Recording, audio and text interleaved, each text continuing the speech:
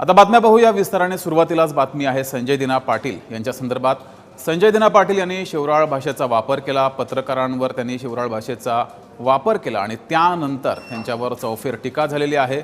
संजय दिना पाटलांच्या धमकीवर मुख्यमंत्र्यांनी सुद्धा तीव्र नाराजी व्यक्त केलेली आहे आणि उपमुख्यमंत्री एकनाथ शिंदे यांनी सुद्धा पाठराखण करत या संदर्भात भाष्य केलेले आहे।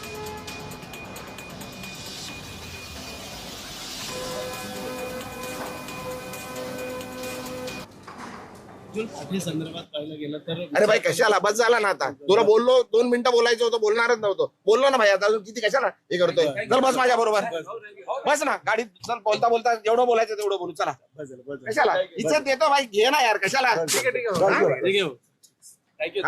जरा माझं हे बघू नका तुम्ही, अति करताय।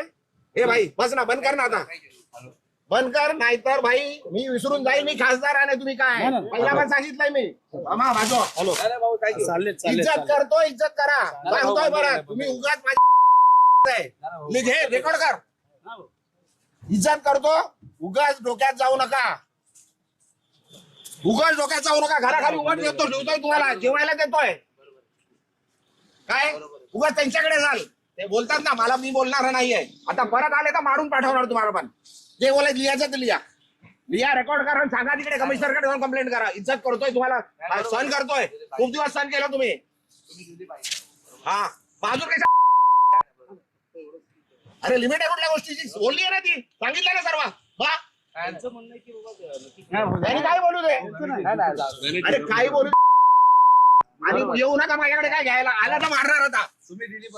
रेकॉर्ड करा आणि सांगा तुम्ही आता मला विचारायला आले तर मार खाणार।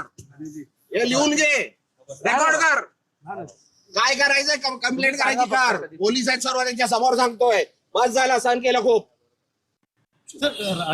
तो आपले प्रतिनिधी शुभम उमाळे आपल्या सोबत जोडलेले। शुभम, खासदारांनी पत्रकारांबाबत शिवीगाळ केल्यानंतर त्यावर चौफेर टीका सुद्धा झालेली आहे। एकनाथ शिंदे यांची सुद्धा प्रतिक्रिया समोर आली आहे। मात्र आता या खासदारावर काही कारवाई होणार आहे?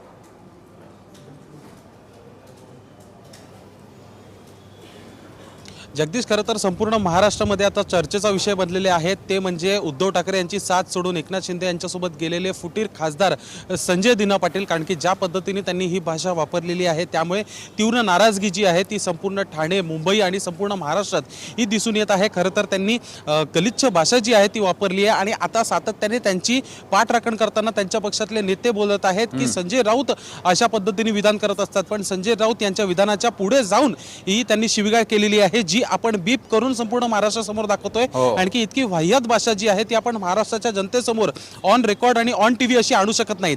या सगळ्यानंतर पावसाळी अधिवेशन एकीकडे सुरू आहे आणि आज राज्य मंत्रिमंडळाची बैठक होती। या बैठकीनंतर उपमुख्यमंत्री एकनाथ शिंदे आणि मुख्यमंत्री देवेंद्र फडणवीस यांच्यामध्ये बैठक झाली आहे, ज्यामध्ये मुख्यमंत्री देवेंद्र फडणवीस हे तीव्र नाराज असल्याचं विश्वसनीय सूत्रांकडून सध्या आपल्याला समजून येत आहे। इतकंच नव्हे तर मग आजपर्यंत शिंदे सेनेच्या सर्व नेत्यांच्या, मंत्र्यांच्या, आमदारांच्या सर्व चुका जे आहेत ते आज मुख्यमंत्री देवेंद्र फडणवीस यांनी एकनाथ शिंदेंसमोर संपूर्ण पाडा जो आहे तो वाचून दाखवलेला आहे आणि महायुतीमध्ये हे आम्ही खपवून घेणार नाही, पुन्हा असं झालं नाही पाहिजे याची काळजी घ्या असं देखील एकनाथ शिंदे यांना सांगितलंय।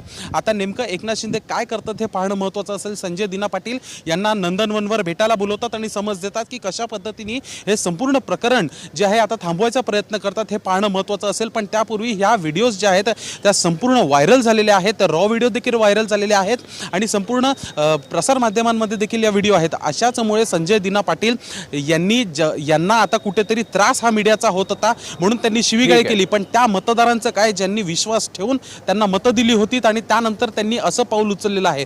नेमकं आता हे प्रकरण काय वळण घेईल, महायुतीमध्ये याचे काय पडसाद पडतात आणि दिल्लीमध्ये काय पडसाद पडतात हे पाहणं महत्त्वाचं असणार आहे। शुभम, तुम्ही असेच जोडलेले राहा।